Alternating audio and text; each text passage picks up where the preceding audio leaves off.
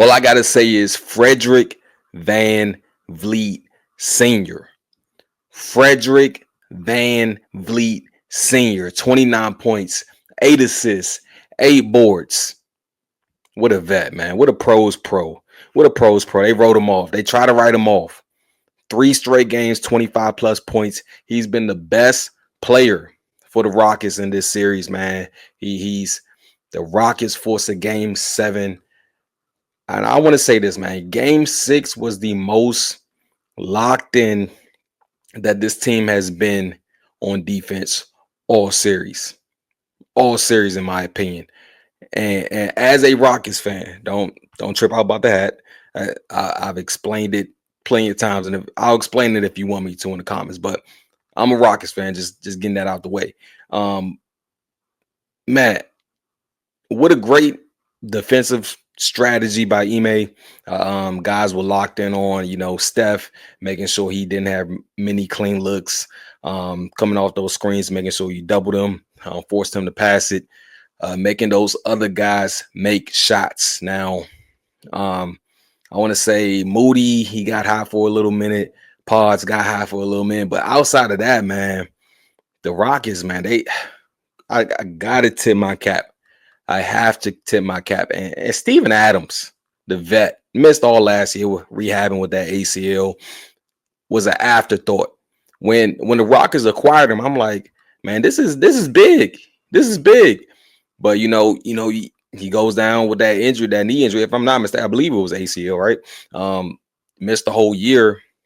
He's been that key piece, man.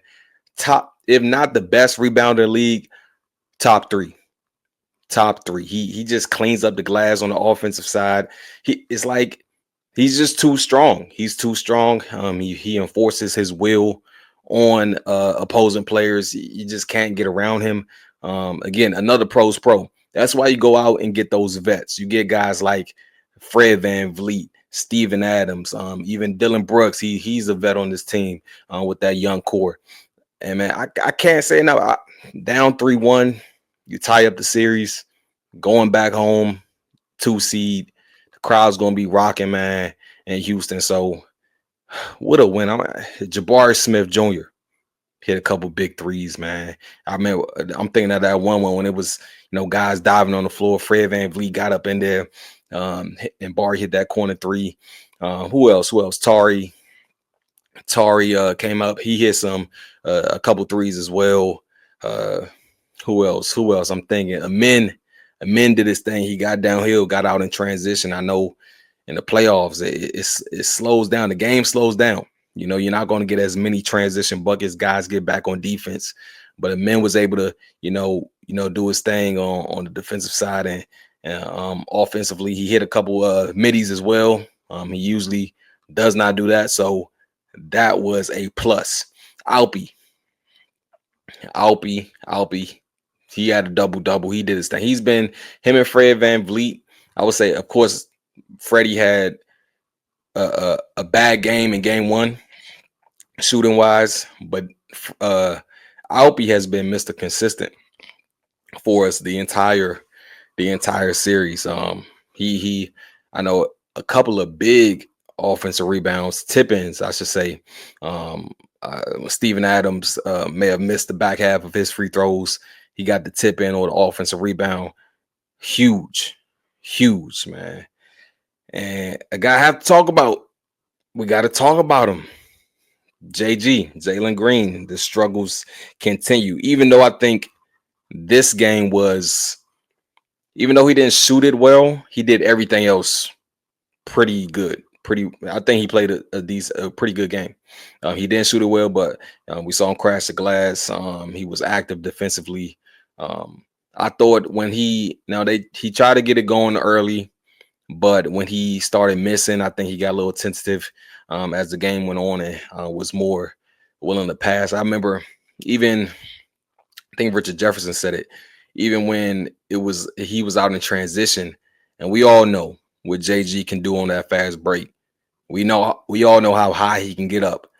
And he went for a finger roll instead. He had, I forgot who was under the basket. I don't know who it was, but I've seen him put guys on posters, and that seemed like that was the perfect setup to get him going. But like I said, he didn't shoot it well, but everything else, I thought he played a pretty good game. I'm trying to think who. And one thing I talked about the defensive strategy with Ime. One thing I gotta tip my cap to him, and I thought in game, what was that? Not game 5, game four, a game that the Rockets should have won if they hit their free throws. If they hit, I think what Rockets missed what 14, 12, 14 free throws that game. And it was what less than a 5-point game. If you hit at least half of those, you win, right? But one thing, like I'm saying, when in game 4, if I'm not mistaken, Steve Kerr went to Hacker Adams. I thought, man, and then Ime pulled Adams out the game. I thought he did it prematurely.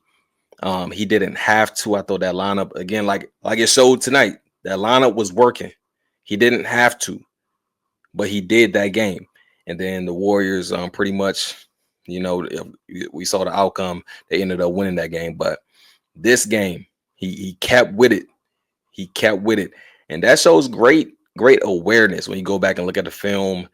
You know what works, even if Adams does miss a couple free throws. It makes up the game. He still impacts the game on both sides of the ball, regardless. And then, yeah, you got to take cap. Like I said, Steven Adams. What I feel like Steven Adams been in the league for a while. I think was he in the league when he was like 19 or 18? I think he got drafted out of Pitt when he was like 19 or 18. But he's been in the league for a while. And when you send a guy to the free throw line that much, he finds a rhythm. You follow him every 30 seconds. He's going to find the rhythm. So Steven Adams found a rhythm. What did he shoot from the line? I'm gonna check real quick. What did Steven Adams shoot from the line? Let's see. He was a plus 15. He went 9 for 16 from the stripe. So you can't complain. You can't complain only missing 7. That's over 50%. I'll take it. But man, I'm thinking of something else. Thinking of something like Jimmy really didn't get it going too much. Steph, of course, Steph got his, but Steph is going to get his. He's going to hit those tough shots. But man, the Rockets were locked in defensively. They were locked in.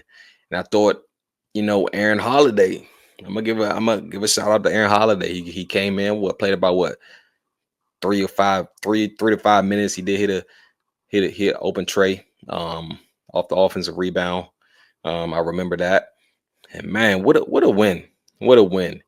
I would say this. I know I'm giving all glows, right? I would say the cons. Tari and DB, Dylan Brooks. It's those fouls, those fouls that are timely. Like I remember DB fouled Jimmy at the end of the half. I believe at the end of the half, but luckily I think he missed that free throw. So it wasn't as, it didn't hurt the team as much. And then Tari fouled Steph on, what was it? I think it was like an end of the shot clock. He pump faked him, stepped into it. Even though I felt like that was a little bang bang, but you put yourself in that position, the ref's going to call it, especially with a guy like Steph Curry when he's going to fall to the ground. He's bigger. Tari's bigger than Steph, so it's going to make it seem like contact was probably a little bit more than it really was. It looked like it was more. It looked tougher than it really was. Is what I'm trying to say. But overall, great win by the Rockets. Game 7 in Houston. 2 seed, man. Ime has done a great job. Year 1, 500. Year 2, Rockets are 2 seed. Man, and this Warriors team, man, that Harden era, this team has haunted Houston. I mean, haunted Houston. I think every single year in the Harden era, they got bounced, except for one year. I think it was the Spurs who bounced the Rockets one year. But every other year, it was the Warriors.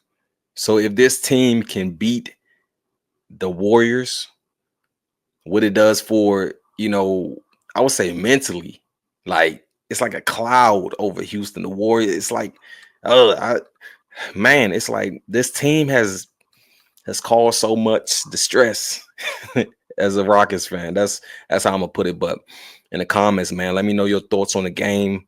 Um, how do you think the Rockets should come out game 7? I think they stick with the same game plan, man. Let those others beat you, and man, just keep it going. But yeah, comments, let me know your thoughts.